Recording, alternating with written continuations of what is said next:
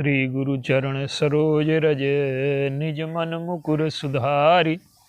वरणहु रघुवर विमल जस जो दायक फल चार। बोलिए सियावर रामचंद्र की जय। श्री राम मैं सब जग जानी करऊं प्रणाम जोर जुग पानी। आइए, संसार में युद्ध तो हमेशा होते रहे हैं, लेकिन संसार की जो सर्वश्रेष्ठ सेना है वो कौन सी है, और उस सर्वश्रेष्ठ सेना का योगदान क्या है मानवता के लिए। आइए आज उस पर कुछ चर्चा। रामचरितमानस में कई युद्धों का वर्णन है, कई राज्यों का वर्णन है। जैसे प्रताप भानु है, उसकी सेना, उसके पास है सेना, और उसकी विजय का उद्देश्य क्या है। उसकी विजय का उद्देश्य है कि मेरी सर्वोच्चता स्थापित हो जाए। सामने वाले का उन्हें राज्य नहीं छीनना, सामने वाले की संपत्ति नहीं छीननी, लेकिन वो उनकी सर्वोच्चता स्वीकार कर ले। तो प्रताप भानु का जो युद्ध है वो महत्वाकांक्षा का युद्ध है। स्वयं को बड़ा बना करके दूसरों को छोटा बनाने का जो युद्ध होता है, उसमें व्यक्ति कहीं न कहीं अंत में पराजित होता है। प्रताप भानु पराजित हो गया उस व्यक्ति से जिसने उसे परास्त कर दिया था। तो सेना का जो प्रयोग है ज्यादातर लोग करते हैं अपने अहम की रक्षा के लिए, लोभ के विस्तार के लिए, या काम की पूर्ति के लिए। तो प्रताप भानु की जो सेना है वो महत्वाकांक्षा की पूर्ति का युद्ध है। अपने को श्रेष्ठ बनाना, अपने को बड़ा बनाना, अपने को शक्तिशाली बनाना। एक दूसरा सेना का प्रयोग है रावण के द्वारा।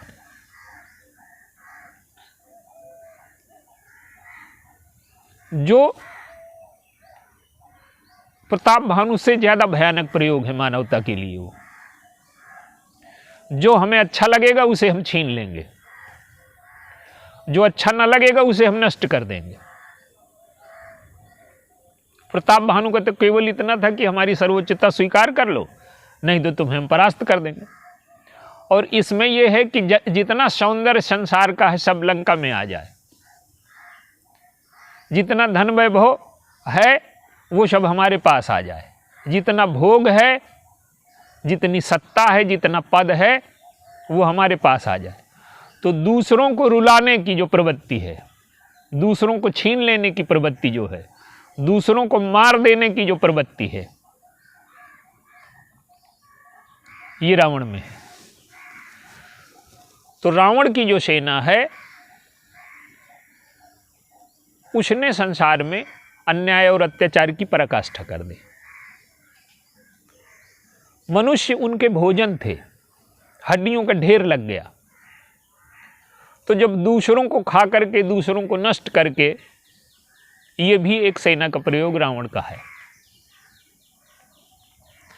ये सेना के श्रेष्ठ प्रयोग नहीं है, इनसे मानवता पीड़ित होती है, कराहती है।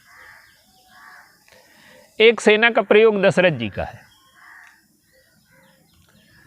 दशरथ जी सेना का प्रयोग करते हैं देवताओं की रक्षा के लिए। सद्गुणों के पक्ष में सेना उनके पास भी है, और वो देवताओं की रक्षा के लिए जाते हैं, माने सज्जनों की रक्षा और दुर्जनों का संहार। दशरथ जी भी सेना का प्रयोग करते हैं।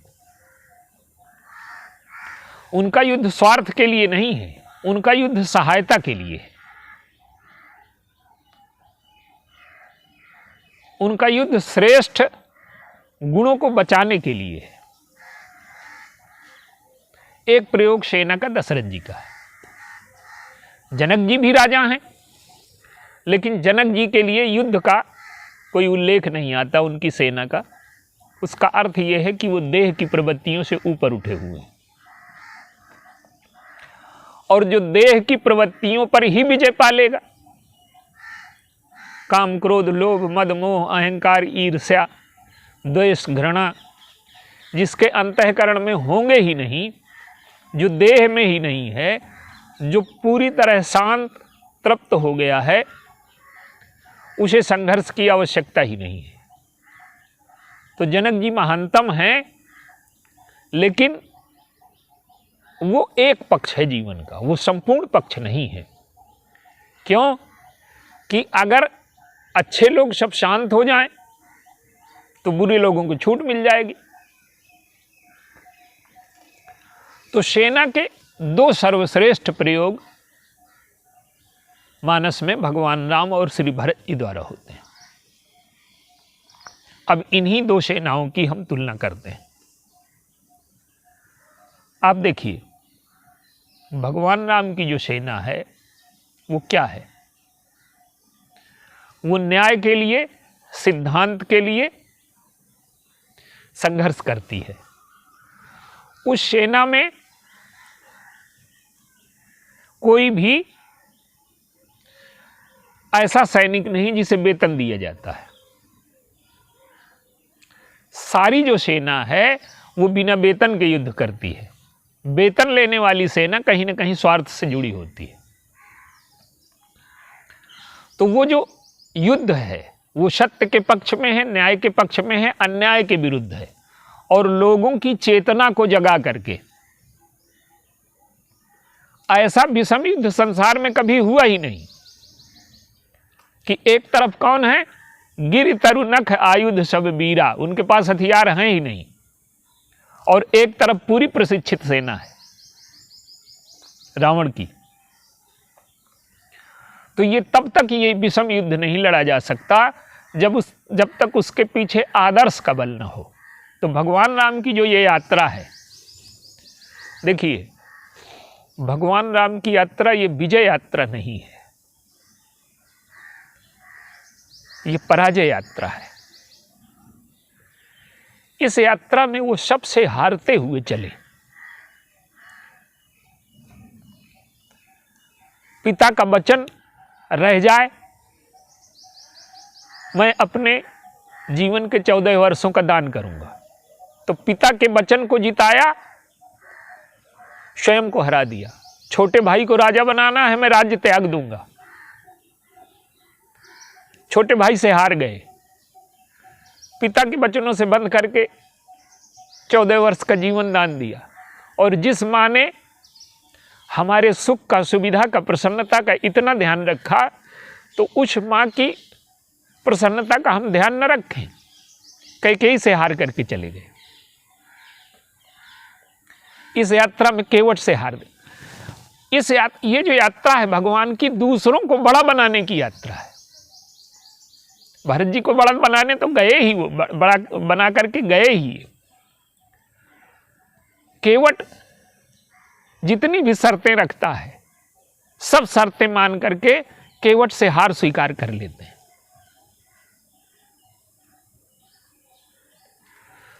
अंत में आप देखिए, अंत में तो रावण से भी हारने को तैयार है। रावण का हित हो जाए, सीता जी को लौटा दे और लोगों पर अन्याय और अत्याचार करना बंद कर दे, बस केवल उन्हें इतना चाहिए। तो भगवान राम ने भी युद्ध तो किया ही, क्योंकि चाहे न्याय की स्थापना हो, चाहे धर्म की स्थापना हो, वो युद्ध हुआ। लेकिन एक ऐसी सेना है जिसने कोई युद्ध नहीं किया और संसार की सबसे बड़ी विजय उसी को मिली। भरत जी सेना लेकर के चले और सेना को देख करके सभी लोग भ्रम में पड़ जाते हैं। निषाद राज को लगा कि जौ पैजिए न होत कुटिलाई, तो अगर मन में कुटिलता न होती तो किसे ये सेना सुहाती। लक्ष्मण जी को भी यही लगा, और इतनी बड़ी सेना लेकर के जा रहे हैं तो इसका उद्देश्य क्या है। केवल उसके उद्देश्य को भगवान राम भर समझ पाए और कोई नहीं समझ पाया। ये सेना किस लिए जा रही है? संसार में जितने युद्ध होते हैं अपनी विजय और दूसरों की पराजय के लिए, अपने को बड़ा बना करके छोटा, दूसरों को छोटा बनाने के लिए। और भरत जी क्यों जा रहे हैं? भरत जी जा रहे हैं कि ये सारी सेना, ये सारा, ये पद, सिंहासन, खड़ाऊं, ये सेना जितनी है ये जाएगी। और ये उनके मन में ये भावना नहीं है कि इससे भगवान राम बड़े हो जाएंगे। वो कहते हैं कि संसार में जितना धन, वैभव, पद, प्रतिष्ठा सब ईश्वर का है। इसको हमने अपना मान लिया है, इसीलिए संसार में युद्ध होते हैं। और जब हम अपना मानते हैं, दूसरा अपना मानता है, तो उसी में संघर्ष होता है। और भरत जी कहते हैं कि नहीं, ये सारी चीजें, इन चीजों को पाकर के व्यक्ति बड़ा नहीं होता, लेकिन ये चीजें अगर ईश्वर को सौंप दी जाएं तो वास्तविक बड़प्पन इससे मिलता है।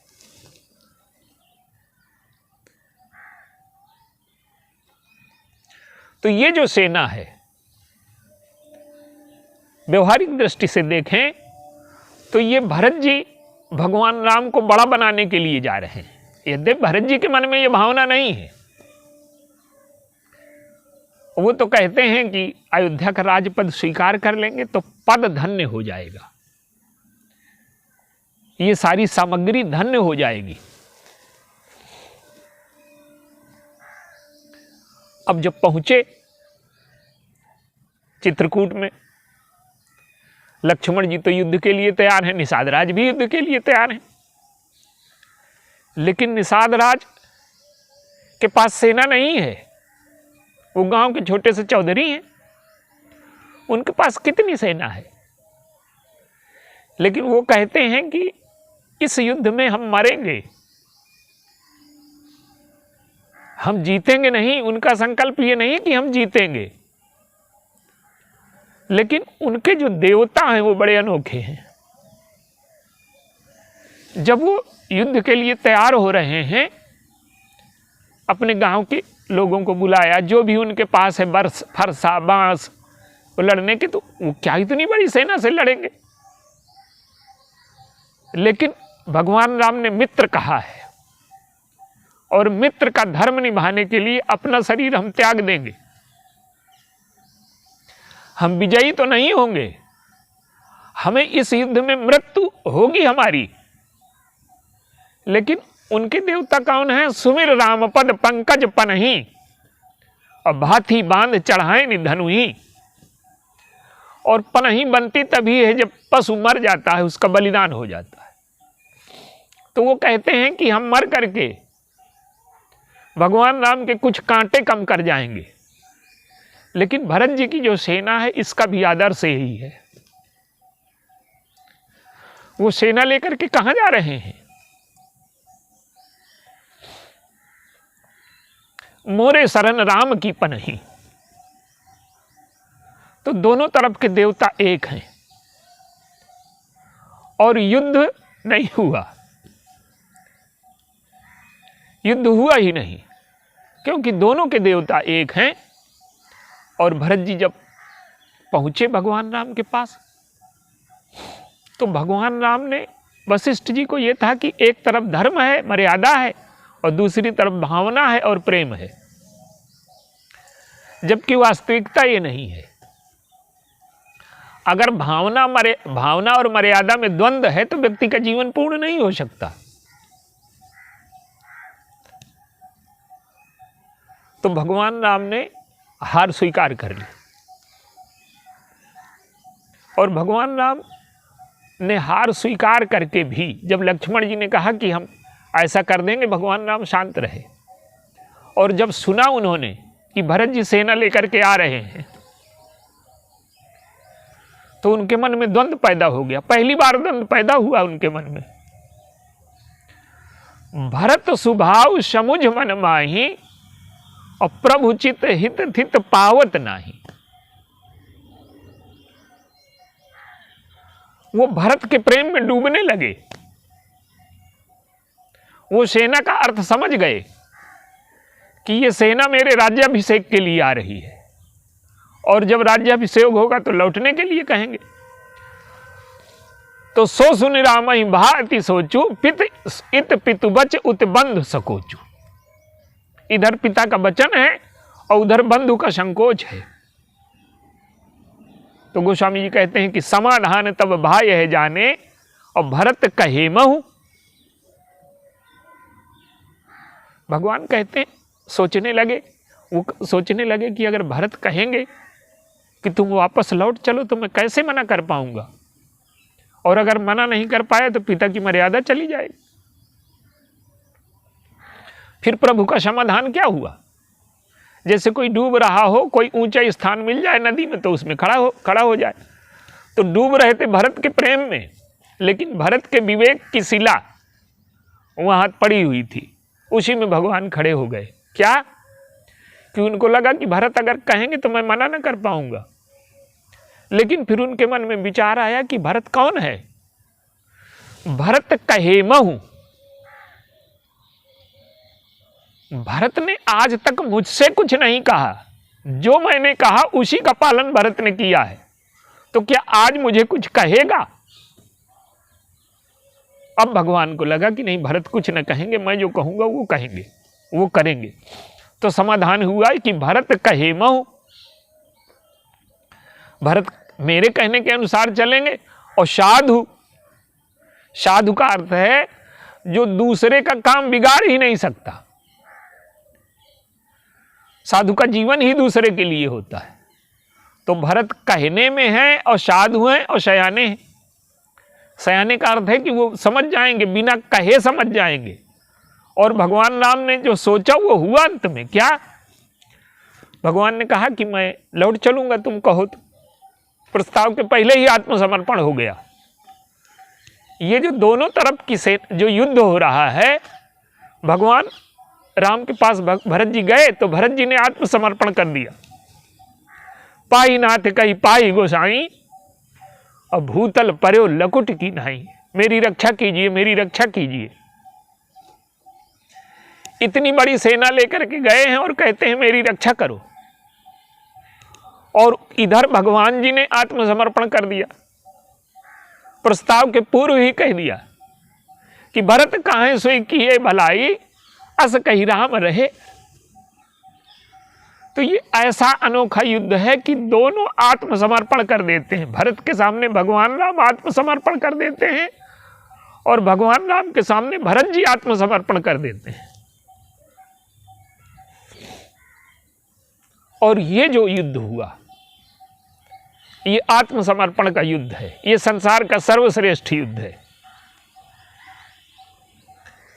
और इसमें लगता है कि विजय किसकी हुई?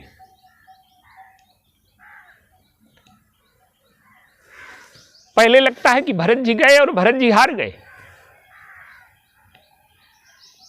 लेकिन जो भगवान राम की जीत हुई वो भगवान राम की जीत नहीं है, वो भरत जी की जीत है। भगवान राम तो हार स्वीकार कर चुके हैं। देखिए, पहले अयोध्या में क्या होता है कि भगवान राम हारते हैं भरत जी से। युद्ध खेल होता है, क्रीड़ा होती है, तो दो टोलियां बनती हैं। भरत जी सिर झुका करके खड़े हो जाते हैं, प्रभु को संकेत करते हैं कि प्रभु आप कहें तो मैं सामने विरोधी दल का नायक बन जाऊं। लक्ष्मण जी प्रभु के पास जाते हैं तो लक्ष्मण जी से कहते हैं किधर खेलोगे? तो उन्होंने कहा कि नहीं, मैं आपकी ओर से। रोज हारते हैं पर लक्ष्मण जी से पूछते हैं कि तुम आज हारने वाले दल में रहोगे? तो वो कहते हैं कि मैं जीतने के लिए नहीं खेलता, मैं तो साथ रहने के लिए खेलता हूं। तो भगवान राम भरत को जिता रहे हैं वहां, भरत जी को।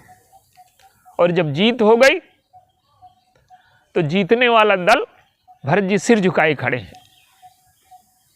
जीतने वाला तो जयकारा लगाता है, नारा लगाता है, आप सिर क्यों झुकाए हैं? भरत जी कहते हैं कि ये मेरी जीत नहीं है, मैं जीता नहीं हूं, मैं जिताया गया हूं। और ये जो जीत है ये राम के सील की जीत है, ये मेरी जीत नहीं है। उनमें इतना सील है कि वो स्वयं को हरा करके मुझे जिता करके प्रसन्न होते हैं। तो ये विजय तो प्रभु के सील की विजय है। तो अयोध्या में जो खेल होता है उसमें भगवान राम जीतते हैं, भगवान राम हारते हैं और भरत जी जीतते हैं।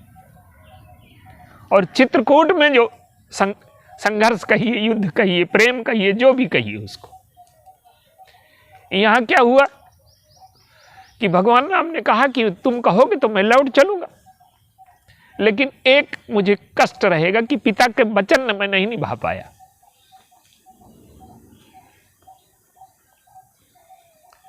वो कहते हैं कि राखेउ राय सत्य मोहि त्यागी और तनु परिहरु प्रेम पन लागी, तासु वचन मेटत अति सोचू और तेहिते अधिक तुम्हारा सकोचू।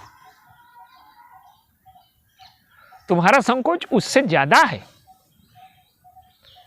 भरत जी समझ गए कि अगर मैंने अपने प्रेम को रोका नहीं, प्रभु की मर्यादा मिट गई तो ये तो बड़ा अनर्थ होगा। तो भरत जी ने क्या किया, अपने प्रेम को समेट लिया और अपनी हार स्वीकार कर ली, प्रभु को जिता दिया। अयोध्या में प्रभु भरत जी को जिताते हैं और चित्रकूट में भरत जी ने प्रभु को जिता दिया। अपनी बात छोड़ करके प्रभु की बात रख ली। तो अब स्वर्ग से फूल बरसा रहे हैं देवता और नारे लगा रहे हैं, क्या कि धन्य भरत जय राम गोसाई। अब भगवान राम बड़े हैं और भगवान राम की विजय हुई है, उनकी बात रह गई है। तो देवताओं को पहले भगवान राम का नाम लेना चाहिए, लेकिन नहीं, वो कहते हैं कि भरत धन्य है जिन्होंने हार स्वीकार करके राम को जिता दिया। इसलिए भरत जय तो राम की हुई, पर भरत की धन्यता की वजह से राम की जय हुई।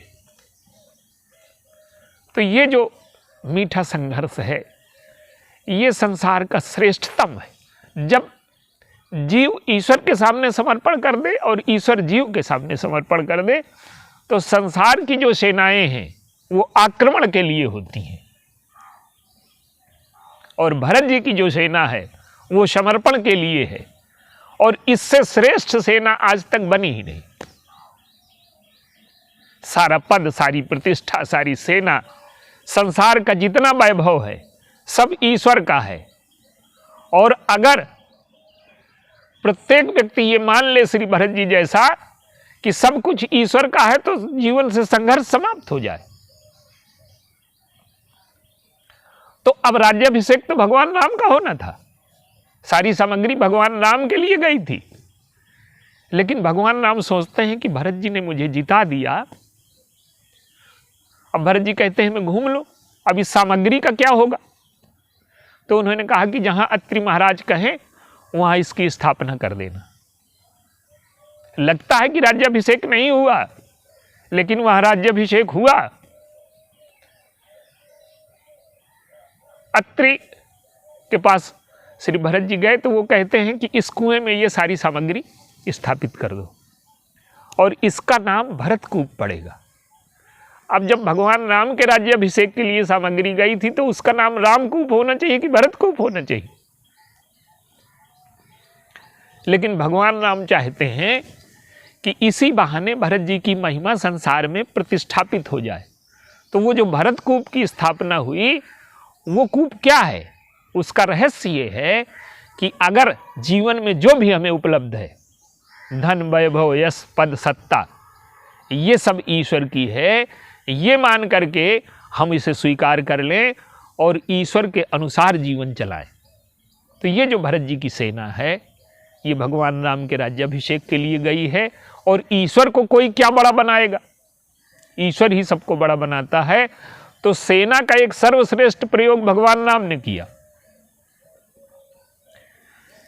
कि बिना किसी स्वार्थ के, बिना किसी धन के, न अयोध्या की सेना आई और न जनकपुर की सेना आई। ये जो बंदर हैं ये तो मनुष्य भी नहीं है।